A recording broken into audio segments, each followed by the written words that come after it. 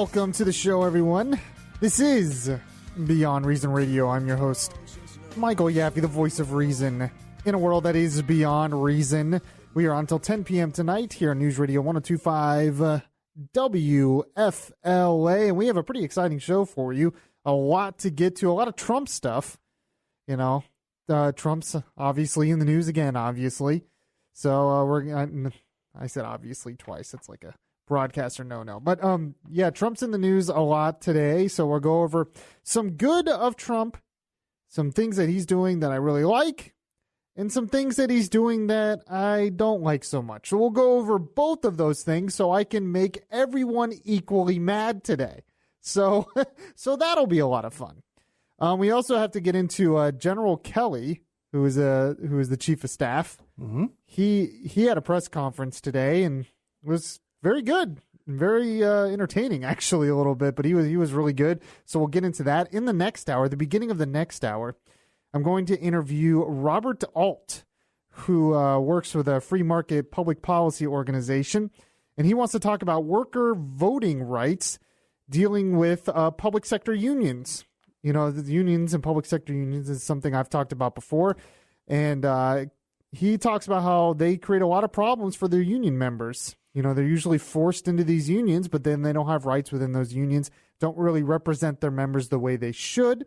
So we're going to talk to him. He wants some reform in that area, so I was curious. So we'll bring him on, an expert in that. Plus, we have things that made Yaffee laughy, of course, and a lot more. And we have Mr. Tom Benson. Hello. Who's producing. How are you, Tom? I'm thinking of those fat cats who are ahead of the unions.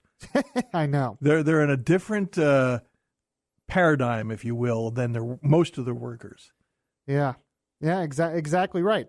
So, I mean, I'm not a big union fan. I think things should be worked out on an individual level. Unions kind of are inevitable, though, because people always group together to have more influence and no power and more power. But, yeah, unions have created a lot of problems in this country. But this is really focused more on public sector unions.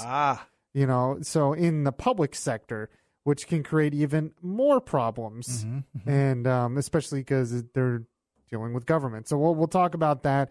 Very interesting stuff there. I want to get into something, though, that sort of piqued my interest. And it's really something that I brought up a couple weeks ago. And I wrote a blog about it. If you want to read any of my blogs, by the way, you can go to 1025WFLA.com, go to the Good Morning Orlando tab on the top of the page and click Beyond Reason. Or you can just follow me on Facebook, and they're all up there as well. And it has to do with what is the true role of the president. And this whole debate came up when Trump started getting on the Colin Kaepernick thing. And I actually agreed with Trump and a lot of stuff he said about Colin Kaepernick. But it brought up the question, is this what a president should be involved in? Is this what a president should be doing and saying constantly? Well, this got more debate this week because Trump, yesterday actually it aired, Trump was on with Hannity on Fox News. And he made this comment that got a lot of attention. Go ahead and play cut one for me, Tom Benson.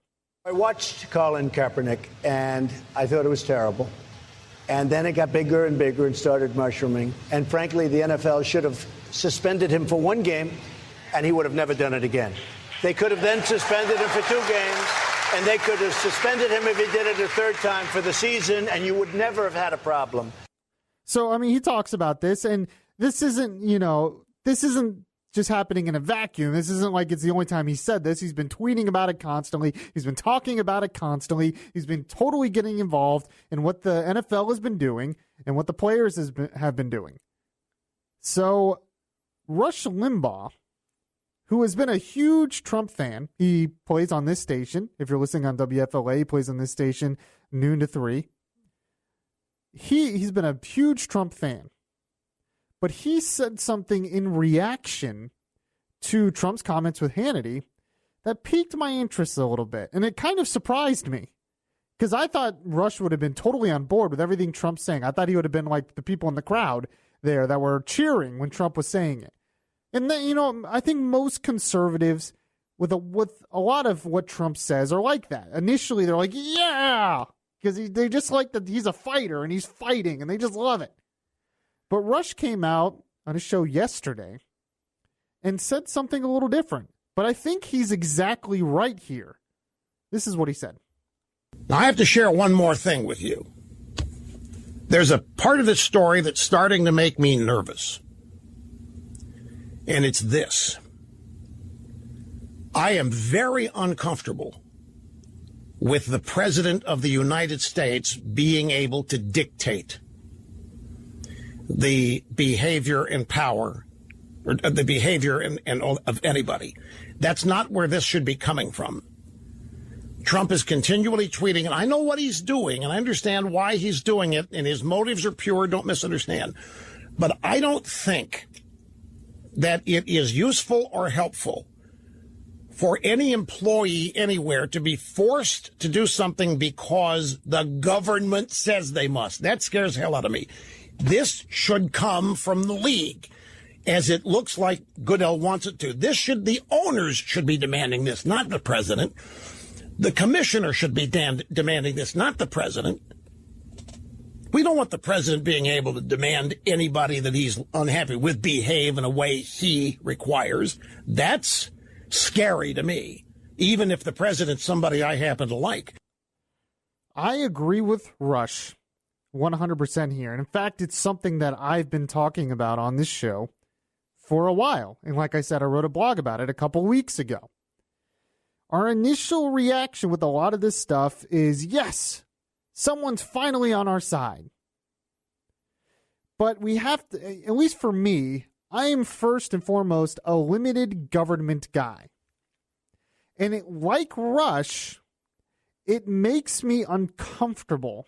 And this is something Trump has done even beyond the NFL. It makes me a little uncomfortable and nervous, like Rush said, when the president is getting involved in the actions of private companies or private businesses, sports associations, whatever it is.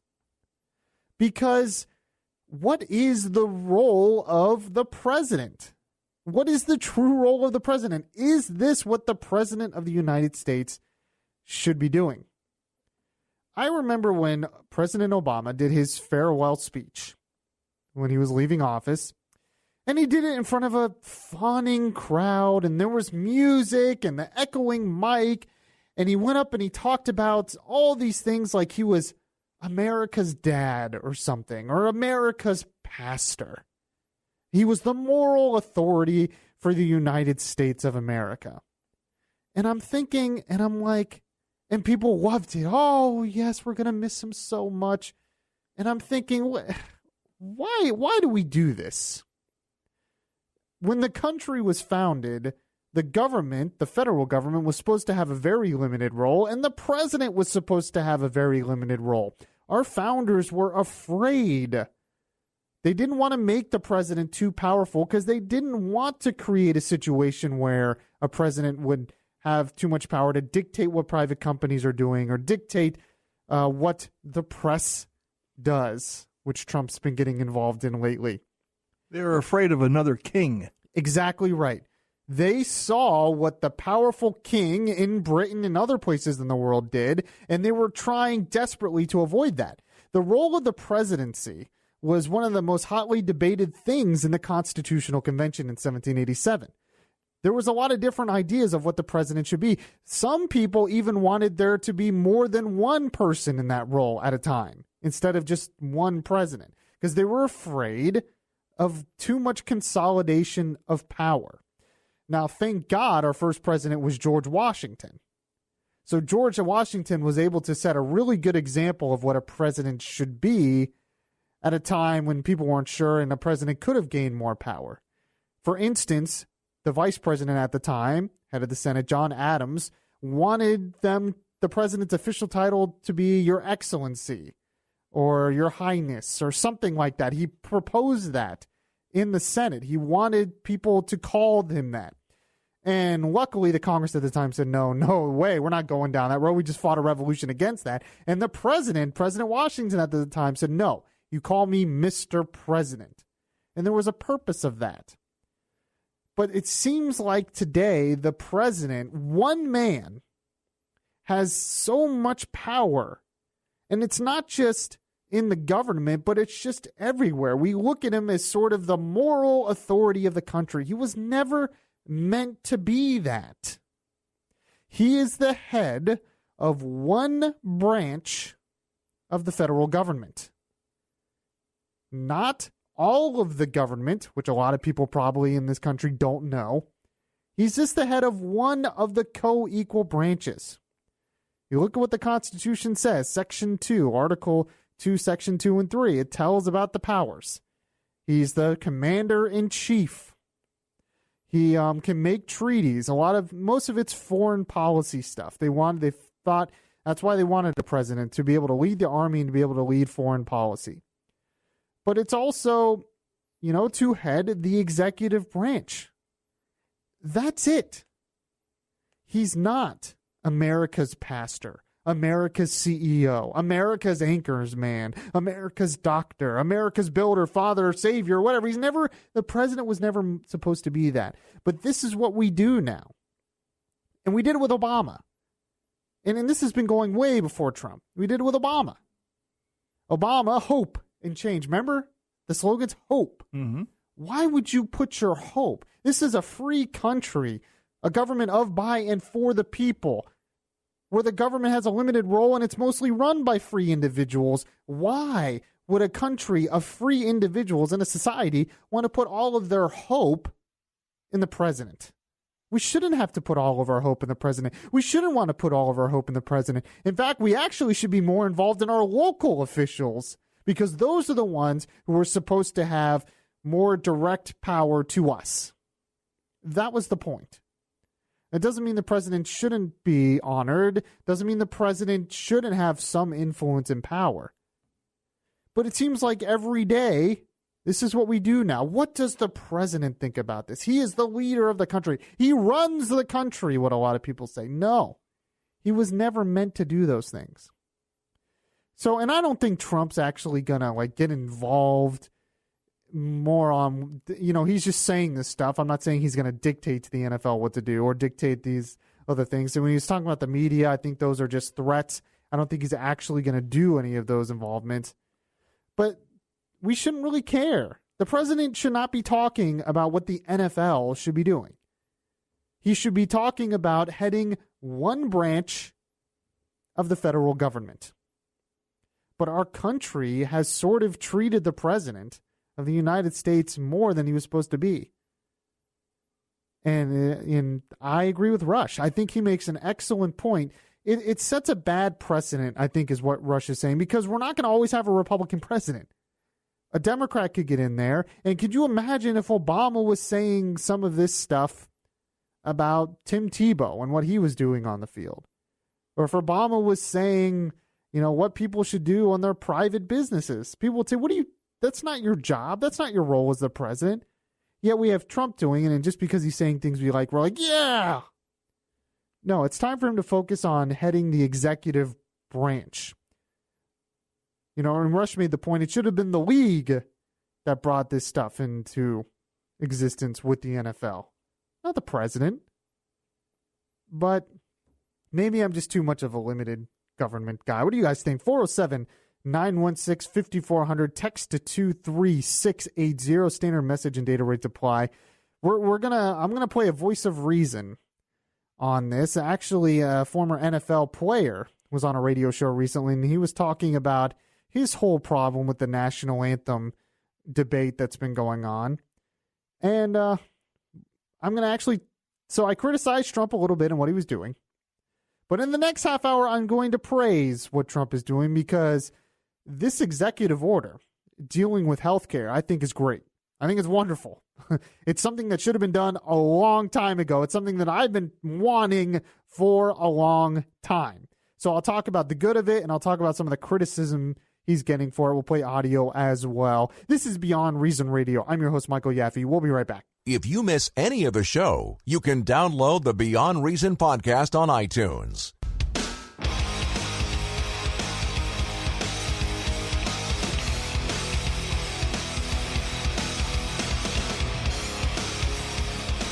The voice of reason in a world that is beyond reason is back now. Yes, this is Beyond Reason Radio, Orlando's smart talk radio. We are on until 10 p.m. tonight. Don't forget, you can watch the live video of the show as well on Facebook Live, if that's an easier way for you to find the show. Just like Beyond Reason Radio on Facebook, or just send me a friend request. So we've been talking about Trump's recent statements on the NFL. He's been talking a lot, tweeting a lot about it, and he was on with Hannity yesterday, and he talked about how the NFL should have suspended Colin Kaepernick. And, I kind of agree with him. I think they probably should have. But then it got into a debate because we were talking about with Rush and everything. Is this the real role of the presidency? And I don't think it is. I think we want the president to be the leader of too much in this country when he should just be the leader of one branch of the federal government. So we got into a little bit of that. But I also want to talk about, because I found a voice of reason on the whole NFL issue. Because one of my problems is when I hear about Kaepernick and what the players are doing and kneeling during the national anthem, there's a couple of complaints that I just don't buy. I just don't like. One of them is that, well, their kneeling has nothing to do with the flag or the anthem. And to me, that's just silly. Then why do it specifically during the national anthem? And then we played Colin Kaepernick's statements on this show, I think a couple weeks ago, his original statements where he talked about he did it because he thinks the country is not living up to its values and it presses too many people. So he kneels during the national anthem and the flag being presented because the national anthem and the flag symbolize the ideals of this country. And most of us believe that for the most part, this country is good. But Kaepernick says, no, for the most part, we're not. We oppress too many minorities, and he will not stand because the country doesn't live up to those values. When I hear Kaepernick's own words, to me, it sounds like it has everything to do, not with the anthem itself or with the flag itself, but what they represent. So I don't buy that argument. The other argument that I've heard lately, Tom Menton, I don't know if you've heard this, is that, well, the people complaining about this, if they're at their home and they're at the sports bar, they don't stand up at home. They're not standing. I mean, that's completely different. That's such a I hate that argument, and this is why. Well, in a lot of cases, the networks don't even air the national anthem anymore. True. The only reason they did, recently is because of the controversy. Yeah, but I mean, that's really because of where you are or it's laziness. It's not, Kaepernick and them are kneeling to specifically protest it. So their whole point is to kind of disrespect it and protest it. When someone at home, it doesn't stand up, it's not to protest it. It's because they're getting their chips ready or something. It's completely different. So you can say, well, they shouldn't do that. But it's just a completely different thing. They're not doing it because they're protesting it. They're doing it because that's just where they are in their home. So I hate that argument as well. But in terms of, I've heard some people who even agree with some of the Black Lives Matter narrative have come out and said, yeah, I understand where they're coming from, but this isn't the right way to do it. And this is what I've said. If you want people on your side, if you want, if Kaepernick wants people on his side, and he needs whites on his sides too. He needs regular, everyday Americans on his side too, if he really believes in this, unless he's just trying to divide us, which I think it is a lot of times, just to complain and divide. He's not really trying to accomplish something. They do it there, and then because that's the platform, and TV cameras will pick it up and give them a publicity. That's why they're doing it. If they had a meeting or they went down to the soup kitchen, a couple days later and help feed meals, the press wouldn't be there. Well, that's true, but they would argue then that they have to do it during this time. Exactly. But I don't think that. I don't think so. I mean, it's hard for me to believe that an NFL player can't find other ways to get attention. They're already famous. But if they want people on their side, they have to figure out better ways to do this. And this goes for a wide range of issues, even beyond the national anthem. But I found this audio from a former NFL star, Cedric Ellis, who was a defensive tackle for the Saints and the Chicago Bears. He was on a show recently that's called The Conservative Cartel, and he talked about this. And he talked about why it's a little troublesome that they're doing this during the national anthem and the presentation of the flag. And I think he makes some interesting points. So this is my voice of reason of the day, former NFL defensive tackle Cedric Ellis. There is something wrong that we're not talking about, though.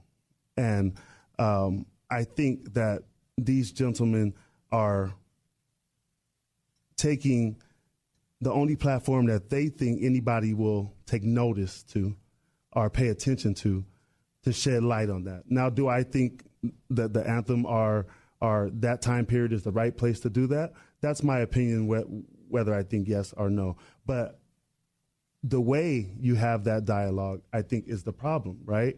Because when you lash out and you say hurtful things to people and their cause, then it automatically puts, you're on defense. Everybody is at odds, right? Right, on defense. I can't talk to that person. That person can't talk to me. Right. And I think that's where we have the biggest problem. Yeah. And especially like you guys mentioned with the social media and everything, how people, you read something for 30 seconds and you get an emotion from that, and then you want to lash out. Right. And that's what I'm arguing against for everybody, not to say, hey, don't talk about it. Yes, state your opinion and let's talk about those opinions, but let's do it in a respectful manner so that all of us can stay, I consider my brother. When you call me on the phone, what's up, brother? Right. And I would treat him just like a guy that I play with in the locker room or a guy that I grew up with. For me, none of that really matters. Right. And we're all in this country together. Yep. So he's basically calling for more civility in this debate. Because what happens, one, with the whole national anthem thing is you're trying to be offensive to something that majority of Americans really appreciate and cherish in this country. So it's hard to get them on your side. But then he brings up, the social media aspect and all this stuff. And this is so true with today's debate and everything. This is why I have a really hard time getting on Twitter sometimes. Because you put something out there and people, they can't just disagree with you. They have to lash out at you in anger. They have to call you the most vicious names. They have to impugn your character. I got one guy who says, I say certain things because I work for the Romney media. He keeps going on that narrative that Sure. Mitt Romney and Bain Capital tell me what to say. Yeah. And that I need to check my true Christian heart. They pay you too, don't they? Don't they give you some money for your thoughts? Not enough, apparently. Trust me, they don't pay me enough to shut me up. And then they impugn you're not a true Christian and stuff like this, and that kind of stuff just drives me crazy. I mean, come on, it's fine if you disagree with me, but we can't seem to civilly disagree anymore. It's this, and it's especially present on social media. It's you're lying, you're being intentionally deceptive, you're a bad person, and all this stuff. And he was going on and he was saying, we need to have talk and we need to have civil debates. And maybe we should, think before we post things on Twitter every now and then or on social media. But let's quit with the whole name calling and just really viciously attacking one another. Well, getting back to Kaepernick a second, there's something else going on with him. Because when you say what you originally said about, he's not going to stand for the national anthem or the flag because of the oppression. Well, here's a guy that's making millions of dollars. Yeah. He certainly is not oppressed. And then days later, he shows up wearing a Fidel Castro T-shirt and pig socks. I mean, you want to talk about oppression? Look at Castro. And they're still driving cars from the 50s. I mean, you talk about oppressive. Well, and they imprison political opponents. They really limit religious freedom in that country. Yeah, all kinds of stuff. So, I mean, he's ignorant when it comes to that stuff. And his girlfriend's even worse. And, we played that voice of reason yesterday, Lawrence Jones, who said the same thing. It's one thing to say we need more awareness on something, and then you come out with calling cops pigs. Yeah. Well, how do you expect to get people on your side? How do you expect to get the good cops on your side if you're just making this blatant statement that all cops are bad? That's not a good starting point. Yeah, exactly. Correct. That's what makes me think this guy is not really trying to make awareness. He just doesn't like the country. And the girlfriend is in our business. She's in radio. She's in New York City. Yeah. And I'm a little leery of a lot of people in this business who do things not really because of principle. They do it only for publicity. Look at me. It's a stunt. Can I tell you, it's tempting. Sure, in this business to be like that. That's why I probably will never be that famous, because I don't do that. There are things it's honestly easier to be like her, though. It's easier to do things for attention. I could easily come on this show every day and just talk about how the left is evil and how Trump is amazing and how Obama's actually a Muslim.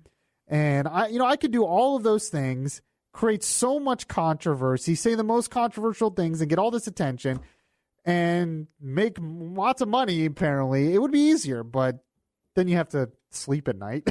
Then you have to look at yourself in the mirror. Yeah. Then you have to, reevaluate your soul. But I mean, that definitely goes on this bit. I mean, look at people like Milo Yiannopoulos. That's what they do. Sure. It's so easy. It would be so, if I said something controversial and I had people protesting outside the station, you know how much that would be good for me. Look at Alex Jones. Yeah, Alex Jones. He's made a career out of it. Yeah. So I appreciate the fact that you're still here, Tom Benson, because you realize that I'm not one of those people. That's good. I think anyway. 407-916-5400. Text to 23680. We have to talk about healthcare. It's like my big topic. So we're going to talk about that. New executive order came down today on that. And we'll play Trump, we'll play Rand Paul, and more. This is Beyond Reason Radio. I'm your host, Michael Yaffee. We'll be right back. Listen to the latest episodes of Beyond Reason.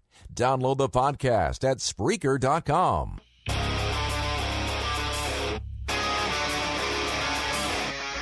This is Orlando's Smart Talk Radio. Beyond Reason Radio continues now. It's amazing, fascinating reading headlines. You can always tell where the newspaper or news outlet is coming from when you read the headline. Mm-hmm. For instance, the Washington Post. This is their headline on Trump's executive order. Trump signs order to eliminate ACA insurance rules, undermining marketplaces. Mm-hmm. Sure. But then you go to The Hill, which I really like The Hill, actually, lately. They've had a lot of good stuff. They just say Trump eases Obamacare rules with executive order. I mean, that's really a more fair headline. But the Washington Post had to get that little thing in. Well, they say a lot. They say a lot of times newspaper writers don't write the headlines. An editor does that. Yeah. So that's the guy to look to. Well, yeah, we know what the editors are like sure. at these at these newspapers, but just fascinating stuff. So President Trump signed an executive order today that has a lot of good stuff. Some really good stuff that I have been calling for behind this microphone for a while in dealing with healthcare. Now, it's supported by Rand Paul and a lot of other conservatives, and it's something Rand Paul has definitely been pushing for a while, and it has a lot of good steps. So I have audio here of Trump at the press conference announcing his signing of this executive order and what is in the executive order, and here it is. In a few moments, I will sign an executive order taking the first steps to providing millions of Americans with Obamacare relief. It directs the Department of Health and Human Services, the Treasury, and the Department of Labor to take action to increase competition, increase choice, and increase access to lower-priced, high-quality health care options. First, we aim to allow more small businesses to form associations to buy affordable and competitive health insurance. This would open up additional options for employers to purchase the health plans their workers want. I'm also directing Secretary Acosta to consider ways to expand these associations and these health care plans all across state lines. Finally, today's executive order instructs Secretaries Acosta, Mnuchin, and Hargan to explore how they can allow more businesses to use tax-free health reimbursement arrangements, or HRAs to compensate their employees for their health care expenses. Currently, only about 1/3 of small business employees receive coverage at work, forcing millions of workers to enroll in the exchanges or remain uninsured and to pay the individual mandate penalty. Not good. So there's a few big things in this executive order. The biggest thing and the best thing is it basically lets people in small businesses or organizations to group together in some type of association and organization across state lines to be able to come in together as a group. That way, when you have more people in a group and an association, they can have leverage to negotiate a healthcare plan for a group. And people who say that's a bad thing, it happens every day with companies and employers.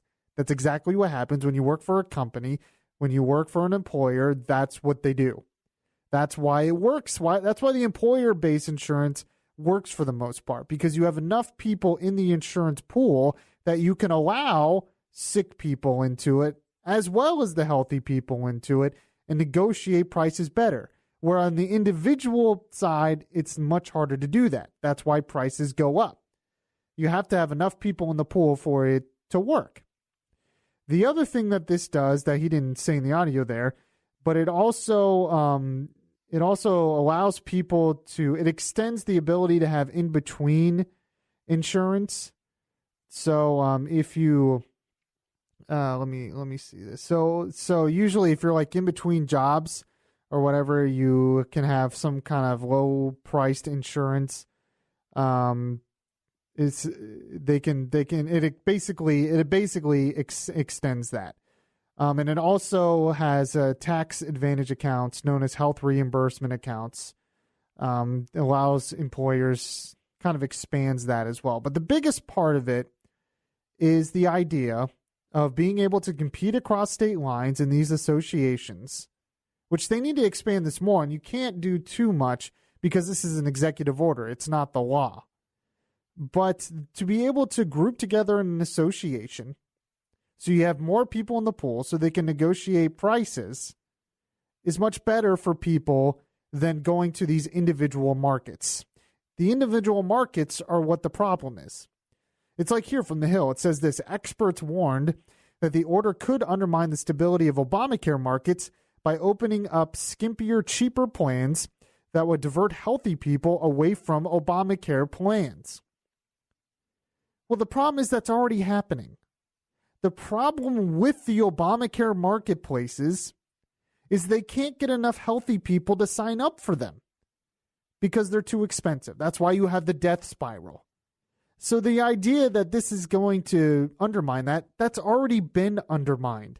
That's why they put in the mandate, but the mandate wasn't strong enough. It didn't work. So what this does is it gives people more options.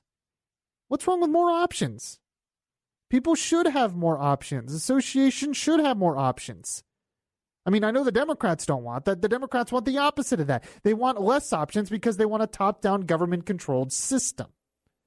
But I think they should be able to get more options. I think it's a good thing to be able to compete across state lines. And there is some things already out there like this. Medishare kind of works on this model. Medishare is a Christian association that you can join, their health insurance association, and it works similar to this, and it's very successful. And I know people that are on it and really like it. It's for people that, are self-employed and the individual market's too expensive. So now they could join an association and get better healthcare prices. And it gets rid of some of the mandates on some of these healthcare, so on the healthcare that would be provided for these associations, which has been a big problem for Obamacare as well. You can't have cheaper prices and more options if you have mandate after mandate after mandate on the health insurance. You can't have both. It's impossible. Now, Rand Paul actually made this point as well, and I thought his point was well taken on what the benefits are of this executive order. Here's Rand Paul. The health association plans won't discriminate. So if you are sick and you're at the individual market and you have leukemia, you can become part of an association plan tomorrow. They can't discriminate, and they won't discriminate on pre-existing conditions. What happens when you let the National Restaurant Association or the International Franchise Association, what happens when you let them pool together and you have millions of people and have one person that negotiates with the insurance companies? I think you might get tremendous leverage. You might get, instead of just bare bones, you might say, I've got 10 million people, I want pregnancy coverage. I want dental coverage. There might be, I want vision coverage. All of this comes from leverage. If I had my way, if you joined Costco, there are 85 million members of Costco, I'd let Costco negotiate for you. They seem to be pretty darn good at negotiating lower prices. I'd let Walmart do it. I'd let any group you wanted. I want to disrupt the system. And I agree with Rand Paul there, and I would want to disrupt the system too, because the system is broken for the most part. But this already happens. It happens with employer-based insurance. This is exactly what happens with a company. So the companies are able to negotiate and provide all of these benefits for all of their employees because they have enough people in the pool to be able to do that. All this does is expand it so you don't have to be an employer of a company to be able to get a similar insurance. So now you can be a part of an association, and he gave an example of one there, where they could have an insurance for all the members of that association. And that'll be able to negotiate more. You'll have more people in it, which will give more options for people and lower prices for people. More options is the key here. More competition is the key here. That's why competing across state lines is a good thing, because it adds more competition. So I think it's good. It's not perfect because it doesn't solve all of the problems, which you can't do without repealing Obamacare completely, but it does solve a lot of the problems. Now, one of the biggest criticisms I've seen out there, and this actually came from the National Review, the conservative newspaper, the magazine outlet actually came out against this. Yuval Levin on the corner at the National Review, he says he doesn't like this because he believes it shouldn't be done through an executive order. That we criticized Obama through an executive order, and that because we criticized him, we also have to criticize Trump for doing this through an executive order. I did a little more research into this. The reason why Trump can do this through an executive order, apparently, is because the way the healthcare law was written, the way Obamacare is written, it gives a lot of authority to the executive branch, to the HHS secretary, to the healthcare secretary, the healthcare department in the federal government. It actually gives them a lot of leeway to be able to make these rules and regulations. So he's not necessarily going against the law because the law gives him the authority to be able to do this. Got it. Mm-hmm. So that was an interesting point. So we can't just be, executive orders in themselves are not unconstitutional. There are some people that they just hate all executive orders. All he's doing with this executive order is he's dictating to these federal bureaucracies how he wants them to pursue through the law. Exactly right. Yeah. He's basically telling them, and nothing is set in stone yet. Mm-hmm. The regulations still have to be, the details of it still have to be fine-tuned by the federal agencies here. But this basically allows him to dictate to them, hey, we need to find regulations through the law that can allow people and associations to create healthcare insurance pools. We can allow them to compete across state lines. We can allow people who are in between jobs to get some kind of limited-based health insurance while they're in between jobs and have more tax breaks. Basically, this creates more options for people so they're not stuck with either employer or individual. And it creates more competition, which competition always lowers prices. So I think it's a pretty good thing. 407-916-5400. Text to 23680. This is Beyond Reason Radio. I'm your host, Michael Yaffee. We'll be right back. If you like Beyond Reason Radio, well, make sure to show it by liking the Facebook page at facebook.com/Beyond Reason Radio. The conscience in your ear telling you the difference between right and wrong.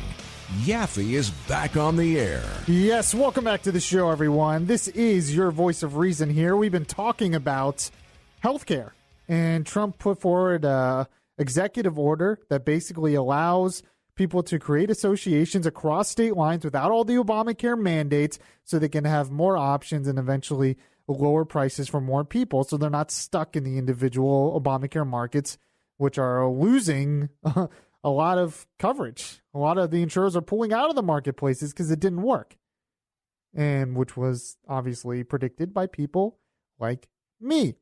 So, and Rand Paul supports it, and we went over all of that. Make sure if you missed any of the show, check out the podcast anywhere podcasts are available.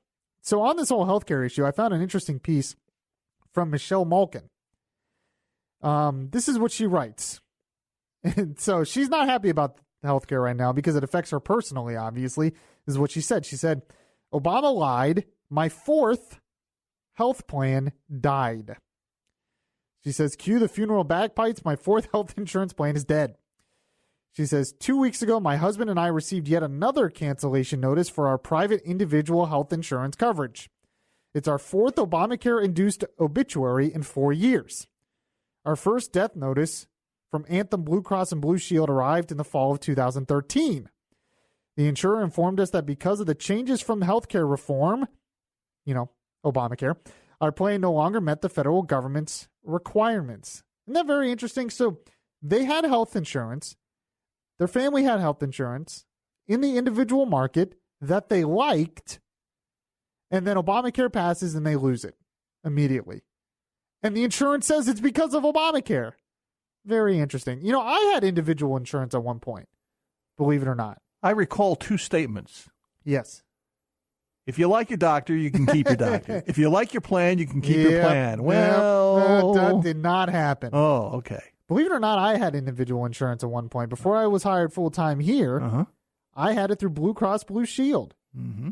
It was like $166 a month, I think. Not bad. It was a high deductible plan, but it was also a PPO, had a copay, and I was fine. I'm a young guy. I liked it. It was affordable. It had a copay. It gave me access to the doctors. As soon as Obamacare passed, it went up in price immediately. Now, I don't know what it would be now, because luckily I got hired here shortly after, and I got it through my employer, which is why I like the executive order, because the executive order allows people to create associations so they can get better plans, because the individual market doesn't always work for a lot of people, and especially doesn't work through Obamacare. So, but she talks about in this article, you can find it, just Google it, how this kept happening to her and her family. 4 times this happened to her. And each time the prices always went up, but the insurers are just leaving these states because of the death spiral. So the idea that this executive order is going to undermine the Obamacare exchanges, the Obamacare exchanges are already collapsing. Even the Democrats are admitting to that. One person texted, healthcare is not a right. The government has no business in healthcare. I mean, in an ideal world, yes, that's what I would want. But we'll take what we can get right now. All right, the first hour is up. If you miss any of the show, make sure to check out the podcast anywhere podcasts are available. We're going to talk with an expert on public sector unions in the next hour and much more. This is Beyond Reason Radio. I am your host, Michael Yaffee. One more hour to go, and I will be right back. I look inside of myself.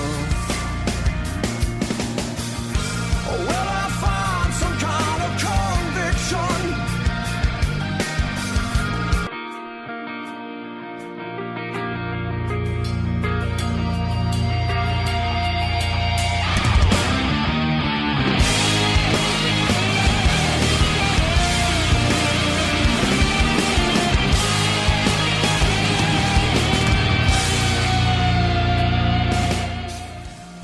Public sector unions give workers no voice and no choice.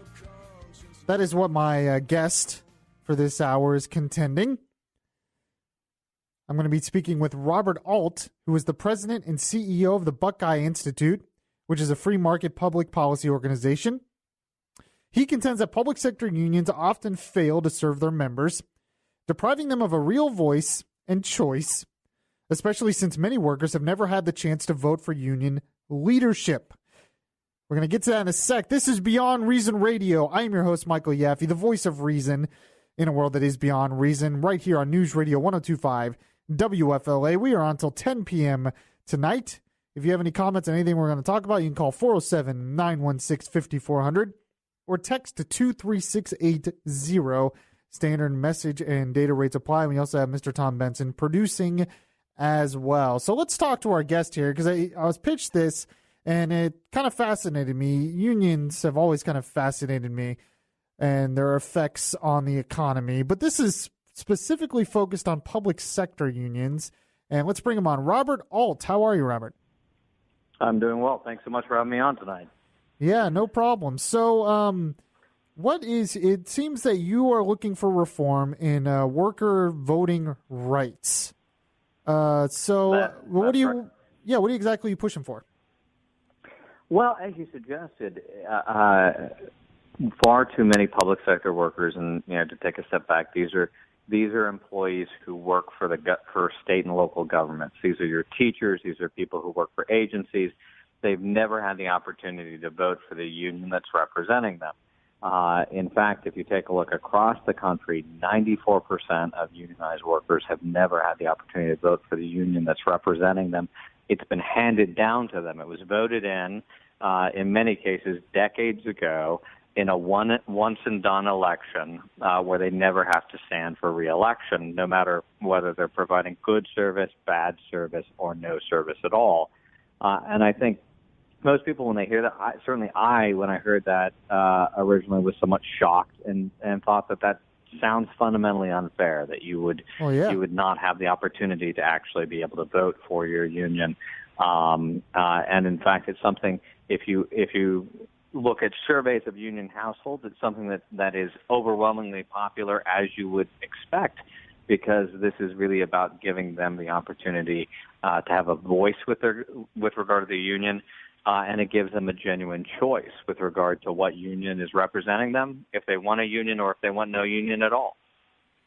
Okay, and I definitely want to delve more into this, Robert, but I also want to give them an opportunity to talk about, or give you an opportunity to talk about your experience and also talk about the Buckeye Institute.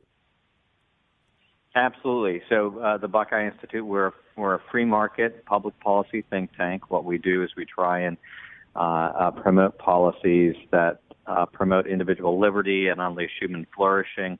And so the Worker Voting Rights Campaign is completely consistent with this. We're seeking to make sure that that the workers are actually empowered to be able to make these choices for themselves, rather than having no choice or having a particular situation with regard to the union thrust upon them without actually having any opportunity to let their voice be heard. All right, and you talk about how they have no opportunity to vote for their union representatives. Is it true as well that they usually have no choice on whether to join the union or not? Aren't they usually forced to join the union? In many states, yes. I mean, that this ends up being something that varies state by state. In a state like Ohio is not right to work. So let's say, for instance, if you got a job teaching in Columbus, where I live, in that, working for a school that was covered by the Columbus Teachers Association, the local union. If you chose not to join the union and not to pay the agency fee, the school would be forced to fire you. So in that case, you have no choice. You have to pay for either the union dues or the agency fees in order to have the privilege of working there. But once you're there as well, let's say you go ahead and do that, the union that's in place in Columbus, that was voted in place in 1968. That's when it was voted as the representative for that bargaining unit, and there's been no vote since.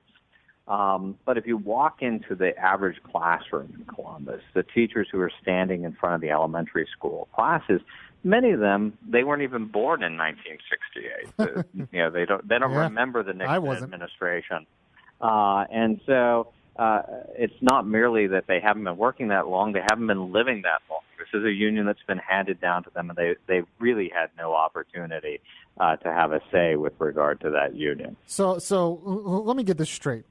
They get hired, say, at a school. They're forced to join a union that maybe they don't even support. They're forced to pay union dues, which often go to Democratic campaigns. And then they have no choice on who heads that union or leads that union or anything. They may actually have, I mean, in terms of that, the unions oftentimes will have votes internally in terms of their leadership, but there's no opportunity for them to vote as to whether or not they want that union, a different union, or no union at all.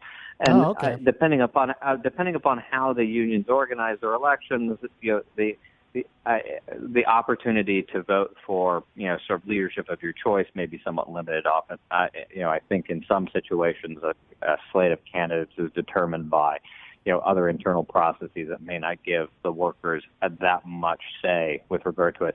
But it's clear they've got no say as to whether or not they want that union or a different union. And it really goes to accountability and competition.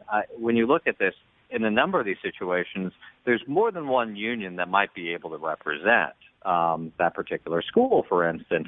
But once a union is locked in as the representative, at that point, the workers have no choice. They can't do what we do in everything else, which is to allow competition to make the services better.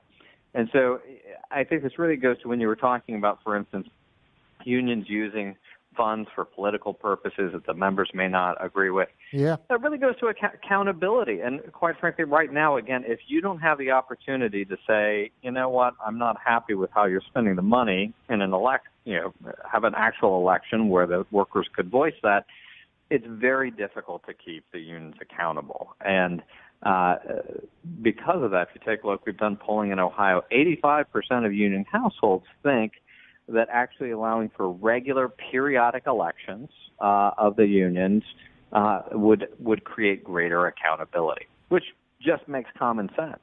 Okay, so that was my next question then. What is the solution here? Is it just, what does an election for a union look like? Well, there's a couple of states that have already implemented worker voting rights, and they some related just to teachers, some on a broader scale. And what happens is the state holds regular periodic elections. In Tennessee, for instance, they have elections every 3 years for the teachers unions, and so all the teachers in a covered bargaining unit get the opportunity to cast a vote for whether or not they want to keep the union or not. And that also gives them the opportunity, if they decide that they don't want that union, to go ahead and replace it with a different union. So in terms of that, this really, once again, it gives them a vote, it gives them a voice and a choice with regard to the representation, and it allows them to hold the unions accountable during the times leading up to those elections and even before then, where the unions are going to recognize they're going to be held responsible for how it is they use the money, the positions they take, whether they're engaging in political activity. All those things can be taken into account by the workers to see whether or not they feel like they're getting a good deal with regard to their representation. So you say that there are some states that kind of allow this to happen. Is that what you're calling for, this kind of reform to be done on the state level, or do you actually want it to be done on the national level? Well, it can be done either way. Federal law permits the states to grant worker voting rights to their public sector workers. And as I mentioned, a couple of states have already done that. It could also be done nationally. It's my understanding there's a piece of legislation that's been introduced in Congress that would attempt to do it on a nationwide basis. Would you support that? Well, here's the thing. It's support or oppose goes more to sort of my view on politics and optimism. I used to work in Washington, spent a lot of time there. I left Washington to run a think tank in the States, and I did it for a reason. I really feel like you can get things done in the States. You can actually promote liberty and you can promote reform.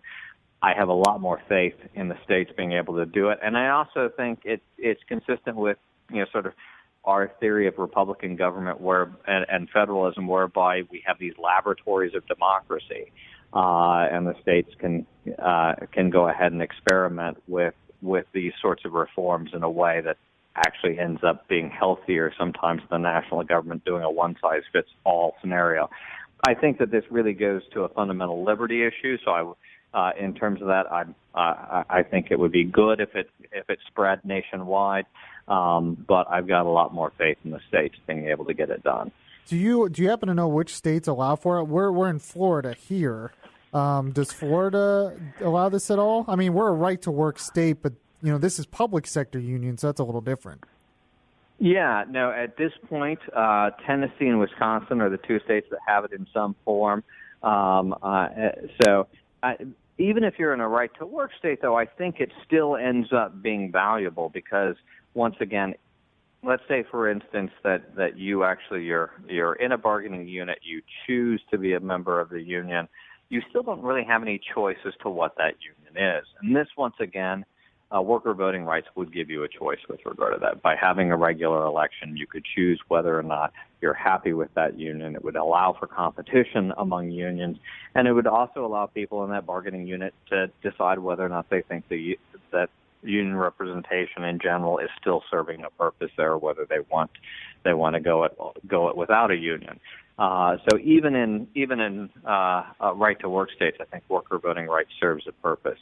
The other thing, just talking about what, sort of getting something like this done at the state or the national level, the interesting thing is just how ridiculously popular it is with union households and union workers.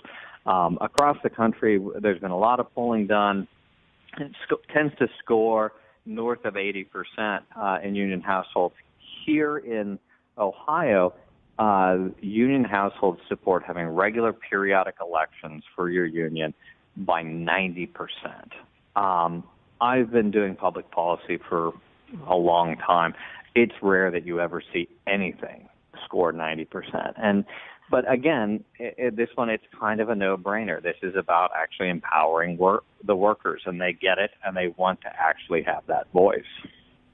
And is this something, I mean, in your op-ed, you talk really just about public sector unions.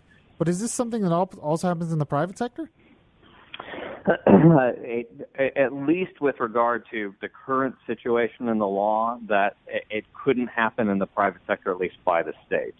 You could see something like that happen through federal legislation, but at a state level, the states are permitted to do it for public sector unions. They're given a little bit more authority over that, since those are unions that are operating in state and local government.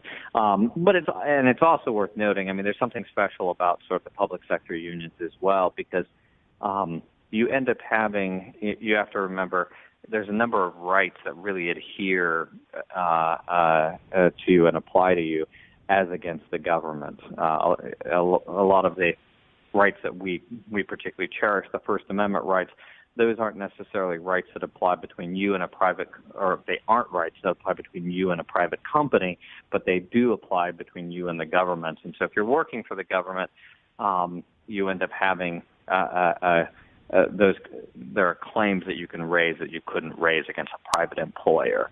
And so for this reason, there was a big case a couple of years ago in which a California teacher raised serious claims saying, look, being forced to spend money, to give money to a union for them to promote speech, which violates what I believe, that being forced to speak in that way violates my First Amendment rights. So that's the sort of claim that you could make if you're working for the government. You couldn't make if you're working for a private company, if that makes sense. Interesting. All right. We've been speaking with Robert Alt.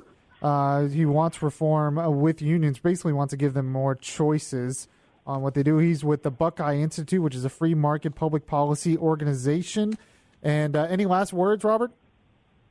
Well, just wanted to, if for folks who want to learn more about this, I would direct you to our website, workervotingrights.org. You can learn all about worker voting rights, read all about it, and we've got some videos and other resources available there as well. All right. Thank you so much. We'll talk again, okay? All right. Excellent. Thank you so much. All right. This is Beyond Reason Radio. I'm your host, Michael Yaffee. We have much more to get into. General Kelly, who is the chief of staff, had an interesting press conference today. We're going to get into that. And I have some stats on the NRA. Are they really buying Republican senators and congressmen? It doesn't appear that way. We'll talk about that next. This is Beyond Reason Radio. We'll be right back.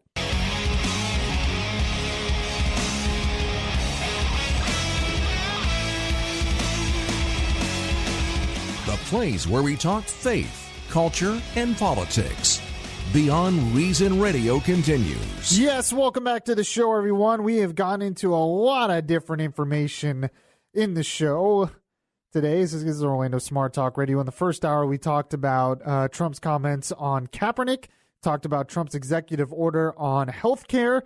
In the first part of this show, if you were listening, we were talking about how there needs to be reform in public sector unions. Something I didn't realize is that they really don't have a lot of rights when it comes to their unions. Their unions do all this stuff, and they don't have any choices in the matter, and they can't even change unions in a lot of cases, so that needs to change. I think it should be changed on the national level, frankly. But there's something else that I wanted to get into. There's been a lot of talk about gun control recently, and I don't remember if we played it on the show, but Jimmy Kimmel, Jimmy Kimmel was out there on his show talking gun control, and I remember him saying something like, they're bought by the NRA. This is the line we hear from Democrats a lot, that the Republicans who don't support these gun control measures are bought by the National Rifle Association. They must be. Why else would they not support it? It's not that they just maybe support the Second Amendment. So that's the line. So I found a really interesting piece from the Daily Wire that gave some stats that they found from a site, opensecrets.org, which tracks campaign contributions. According to that site, the National Rifle Association has directly donated about a little over $19 million to Republican campaigns since 1990 and given about a little over $20 million to pro-gun PACs during the same period. That might seem like a lot of money, but when you compare it to other amounts, the NRA makes up only a tiny fraction of the funds that Republicans get from special interest groups. Around $900 million in outside contributions was spent on federal campaigns during the 2016 election cycle. $900 million. NRA's outside spending accounted for about 6%. Mm-hmm. 6%. That's not a lot. Now compare that to, say, the Democrats, who have gotten a lot of money from, say, the SEIU, the Service Employees International Union. Uh-huh. They fight for higher minimum wage, Obamacare, all that stuff. They contributed $277,616,820 to Democrat politicians and causes since 1990. And about $70 million for Obama in 2012. So the NRA, in terms of campaign contributions since 1990, is a little over $19 million. SEIU has contributed about $277 million. Which party is really bought by some kind of organization? It's the old story, though, that if you say it often enough, most people, especially low-information voters, will believe it. Yeah. And that's not all. The National Education Association, they've donated $117 million to Democrats since 1990. $117 million. Remember, the NRA has donated $19 million. The reason why the NRA has influence is because there are a lot of people in this country that are members. And frankly, there's a lot of these congressmen constituents who support the NRA and who do not support gun control. And who vote. It's exactly. So it's not that they're doing the will of the NRA. It's that they're doing the will of their voters, which is the thought is what we wanted.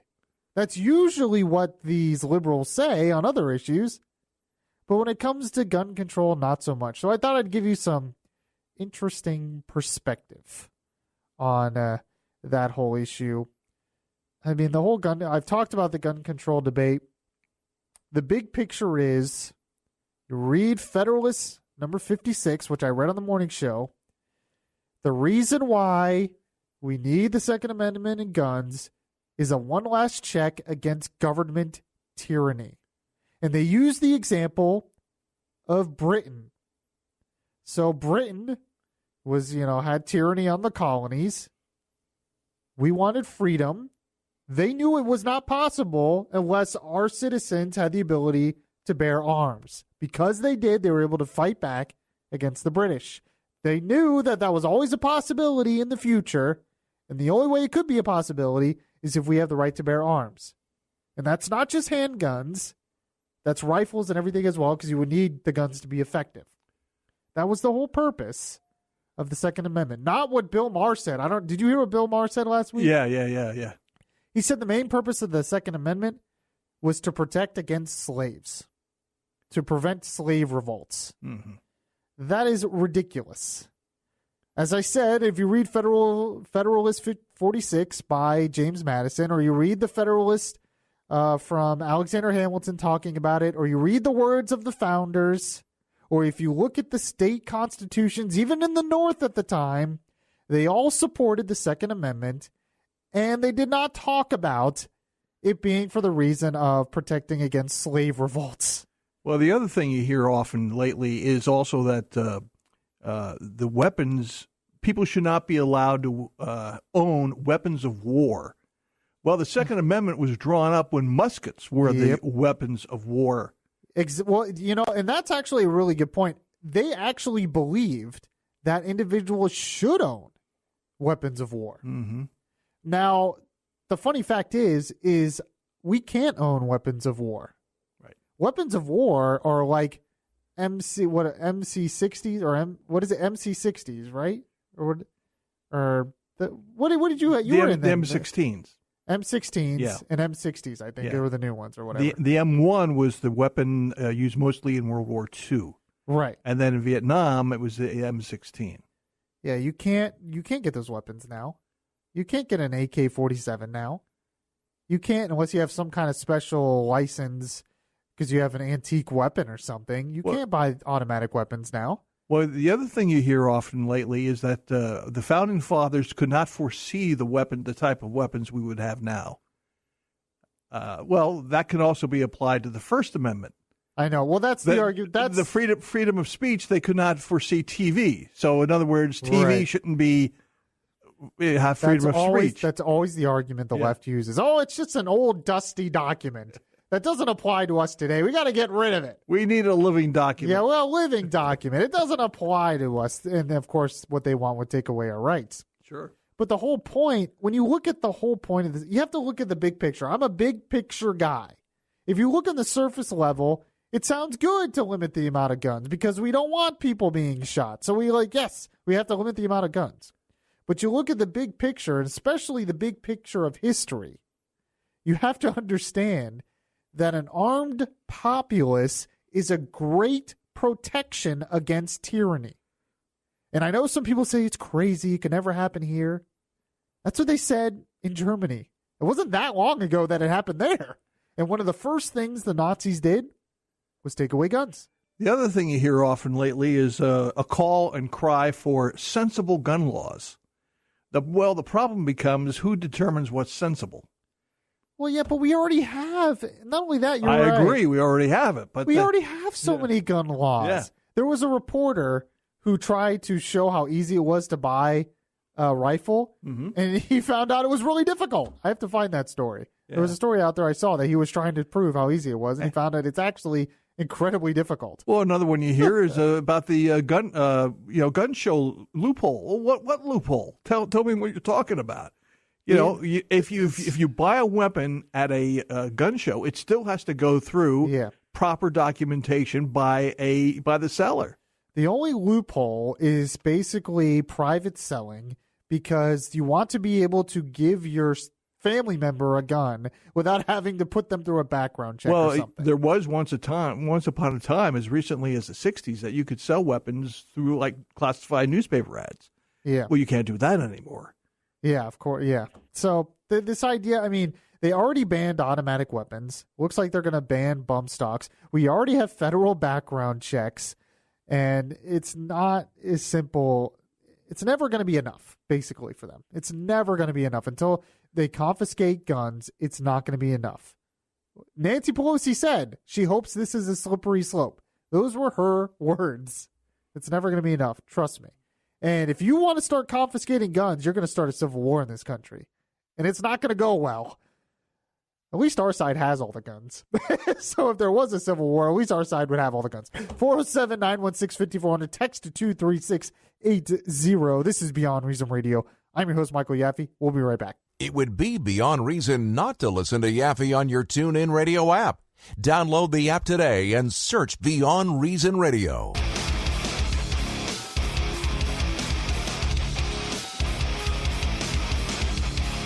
Your safe space for conservative thought, not for political correctness. Yaffee is back right now. So, Chief of Staff John Kelly, White House Chief of Staff. I mean, if you read all the reports, he apparently hates his job. He's going to quit. Can't deal with Trump. Unhinged. They want to use the 25th Amendment to remove Trump, and Kelly's a part of that and all of this stuff. He decided to talk to the press today. And it's funny because what he said doesn't really match with any of those reports. Go ahead and play cut 1 for me, Tom Benson. I would have to tell you that coming into the job as a chief of staff, I had decided to not do too much with the press until I got my feet on the ground and figured out what base I was on any given day. Prior to this, when I was at DHS and certainly as a Marine general officer, interacted with the press a great deal. But coming into this job, I really needed to get to know the lay of the land. I have done, I think, 3 off the records. The first one of which was, of course, violated. But thank you for all of you that didn't violate the trust from those off the record periods. I would just offer to you that although I read it all the time, pretty consistently, I'm not quitting today. I don't believe, and I just talked to the president, I don't think I'm being fired today. And I am not so frustrated in this job that I'm thinking of leaving. I would tell you this is the hardest job I've ever had. This is, in my view, the most important job I ever had. I would offer, though, it is not the best job I ever had. Best job I ever had, as I've said many times, is when I was an enlisted Marine sergeant infantryman. That was the best job I ever had. So unless things change, I'm not quitting, I'm not getting fired, and I don't think I'll fire anyone tomorrow. So with that. Wow. Man, doesn't he just sound like he hates his job? Doesn't he just sound like he's going to quit at any time? No, actually sounded pretty good. Actually did a really great job today. I think Trump should bring him out there more often. What really fascinated me, though, other than the fact that he's like, look, the media is lying to you, and they must be, is when he talked about specifically his biggest frustration in doing the job. His biggest frustration in doing the job, believe it or not, is not President Trump, but he says it here. Go ahead and play cut 2 for me, Tom Benson. No, I'm not frustrated. This is really, really hard work, running the United States of America. I don't run it, but I'm working for someone who is dedicated to serving the country in the way that he's talked about for a number of years. There are incredible challenges, economic challenges, healthcare challenges, all of that, obviously international challenges that have to be dealt with. I don't mean any criticism to Mr. Trump's predecessors, but there was an awful lot of things that were, in my view, kicked down the road that have come home to roost pretty much right now that have to be dealt with. This is hard work, John. And my only frustration, with all due respect to everyone in the room, is when I come to work in the morning and read about things I allegedly said or things that Mr. Trump allegedly said or people who were going to be fired or whatever, and it's just not true. That's my frustration. I mean, no disrespect to y'all. He's so nice about it. You gotta give him credit for that. He just said, he basically called them all liars and then said, but no disrespect to you, being nice about it. He also said later, he said, one of his frustrations is you, all of you. It's astounding to me how much is misreported. I would say maybe develop better sources. Wow. He totally called them out. But I thought it was pretty amazing. He also said, I was not brought in to control him. You should not measure my effectiveness as chief of staff by what you think I should be doing. So pretty interesting stuff. I really liked it. I thought he did a great job. I think they should bring him out more often. It was just astounding to me, to be honest. One, how much that he's just willing to call the media liars out there. I mean, no wonder Trump's upset. I mean, they're totally just lying. How is he supposed to get his job done? But it's funny to me because you constantly hear the narratives of Kelly can't do his job. Kelly is increasingly frustrated. Kelly is so upset. He just can't control Trump.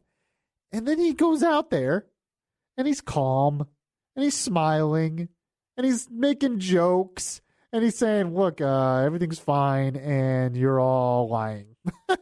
No disrespect though, but you're all lying. So I thought it was pretty good. So I definitely had to share that. I almost added that to my Yaffee segment, the things that made Yaffee laughy, just because it was just funny to me to see him go out there and say all this stuff, but be so calm and nice about it and have a big old smile on his face about it. So there you go. I think they should bring him out more often. And I think Trump actually tweeted this. I just had it. He blasted media reports. This is President Trump suggesting his chief of staff is on the verge of departing. He said the fake news is at it again, this time trying to hurt one of the finest people I know, General John Kelly, by saying he will soon be fired. The story is totally made up by the dishonest media. The chief is doing a fantastic job for me. More importantly, for the USA. So there you go. Interesting stuff. Speaking of things that made Yaffee laughy, we're going to get to that in the next segment. This is Beyond Reason Radio. I'm your host, Michael Yaffee. We'll be right back. You want to listen to Beyond Reason Radio live on your smartphone? Download the Beyond Reason Radio app now. Available in the Google Play or Apple App Stores.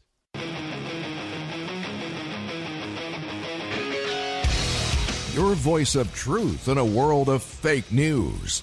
Beyond Reason Radio continues right now. Yes, welcome back to the show, everyone. This is Beyond Reason Radio. I am your host, Michael Yaffee, the voice of reason in a world that is beyond reason. And one thing that was definitely beyond reason were the Boy Scouts, or whatever they're called now. The girl Boy Scouts. The People Scouts. Oh, there you go. The People Scouts. The good old boy Girl Scouts. How's that? Is that it? I don't know what we're doing anymore. But what's really interesting, though, is that the Girl Scouts are not happy. They're really upset at the Boy Scouts, apparently. This is what they told ABC News. So the Boy Scouts house is on fire. Instead of addressing systemic issues of continuing sexual assault, financial mismanagement, and deficit programming, BSA senior management wants to add an accelerant to the house fire by recruiting girls. So they're not happy. The Girl Scouts are really upset. I think they're just upset because they don't want to lose members, probably, to the Boy Scouts.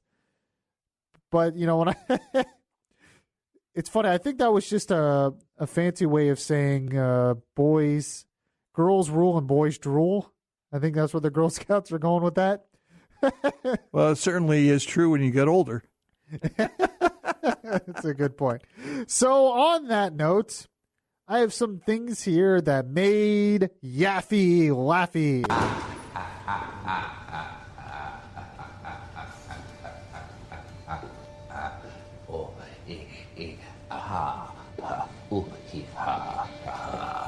Yes, and we have another story from our friends at the Babylon Bee. You'll like this, Tom Benson. Here's the headline. All right. here's the headline. Boy Scouts to allow old men into Cub Scouts program. Okay. Just one day after announcing that they would be admitting girls into their Cub Scouts program, the Boy Scouts of America declared another historic change to their 170-year-old organization. They will allow elderly men to join the Cub Scouts program, which until now had been reserved for only boys 7 to 11. Well, they should be included, right? Yeah. The Boy Scouts are all included. Well, Boy Scouts are older than Cub Scouts. Cub Scouts are, 7 to 11, and the Boy Scouts are, 12 to 16, something like that? So, well, it's weird because when I was in Scouts, you had the Cub Scouts, Mm-hmm. and then you had the Bear Scouts. I passed that. And then you had the Weeblos. Oh, my goodness. And then you had the Boy Scouts. Oh. So I think it was 7 to 11, and then Bear Scouts was 11 to 14, and the Weeblos was 14 to 6. I don't remember. But that was the order. Okay. I went through all of them. And I was in the Boy Scouts, and then I quit at Boy Scouts. I wasn't a diehard member who went to everything, but I was a part of it. So you quit the Boy Scouts when you discovered there were Girl Scouts. Well, I quit the Boy Scouts because I had a job. Oh, okay. No, actually, I'm the kind of person who likes to do my own thing on my own time. And the Boy Scouts is the direct opposite of that. Sure. And I got interested in other things and just didn't want to. I didn't take it as seriously as they wanted me to take it. So, but I've always, I always liked it. I loved Cub Scouts when I was younger. I did the Pinewood Derbies, and my car always did really well. I always liked treat time, snacks. that was your favorite time, the treat time. But according to the Babylon Bee, it says the Boy Scouts of America's record of producing leaders with high character and integrity is amazing. I've seen nothing that develops the leadership skills and discipline like this organization. This historic decision comes after years of receiving requests from old men. Senior citizens should have the opportunity to be a member of any organization they want, regardless of their age, even organizations that are made specifically for children. At publishing time, due to immense backlash, the Boy Scouts of America announced that they will be allowing old women to the Cub Scouts as well. Okay, obviously this is the Babylon Bee, so that's not a real story, but sometimes I read the Babylon Bee, and I'm like, man, this could be real. This could be real. So that was one thing that made Yaffee laughy. Another thing that has made Yaffee laughy is this. So there's been a lot of talk of Kid Rock. Mm-hmm. He was a rocker, then he became a country singer. About him running for Senate in Michigan, for the Senate seat there. Well, apparently, a lot of people want somebody else to run against him. Rapper Eminem had a brutal takedown of President Trump in a freestyle rap Tuesday. So a lot of people are saying, wow, Eminem, you know what he should do? Because he's in Michigan too. He should run against Kid Rock. No, man. So is this where we are in politics now? This might be our Senate competition in Michigan. Kid Rock versus Eminem. The debates will be fascinating. You think the debates, they'll have music battles in the debates? Yeah. And then one of them will be like, oh, you got served. You got served. That'll go on. And then it's going to be the devil went down to Georgia all over again. and then Simon Cowell, get him to moderate the debates. There you go. So Simon Cowell will moderate the debates between Kid Rock and Eminem. So speaking of Eminem, it's so funny how these people, they bash Trump as immoral and all this stuff. Yeah. This was a guy who wrote a rap song about killing his wife. Yeah. Yeah. In front of his daughter. I remember hearing that song in one of his albums years ago. He had a song about killing his wife in front of his daughter. Well, that's the thing that gets me the most about a lot of these people. They want to tell you how to live your life and how you should live your life, and they can't control their own lives. Yeah, now they have the thing of Jimmy Kimmel going around where he was on, the Man Show doing some crazy stuff. But he's now the moral authority on guns and healthcare. The conscience of America. The conscience of America. So rapper Eminem did that brutal takedown, and he's been having requests on social media that he should run against Kid Rock. It says in September, Kid Rock developed a profane speech reportedly attacking former NFL Colin Kaepernick. So people are going on Facebook, they're going on Twitter, telling Eminem that he should run against Kid Rock in Michigan. So where's the district? Do you know? Is it Detroit, or is it the suburbs, or out in the rural area? No, it's Senate. It's for the U.S. Senate. Oh, okay. So it would be for the entire state. Yeah, they both live in Detroit. It looks That's even funnier. Senator Kid Rock. It's just Senator Rock. The sad thing is, I think it's possible. I think he could win. That's how crazy things are in today's world. Kid Rock, he'll make America rock again. There you go. So that'll be good. Or Eminem. It's just, there's a new TV show out, I think, about a kid who wins mayor or something in some city. Oh, really? It's like a sitcom kind of thing. A young kid? Yeah, a young kid wins mayor or something. It's a big deal.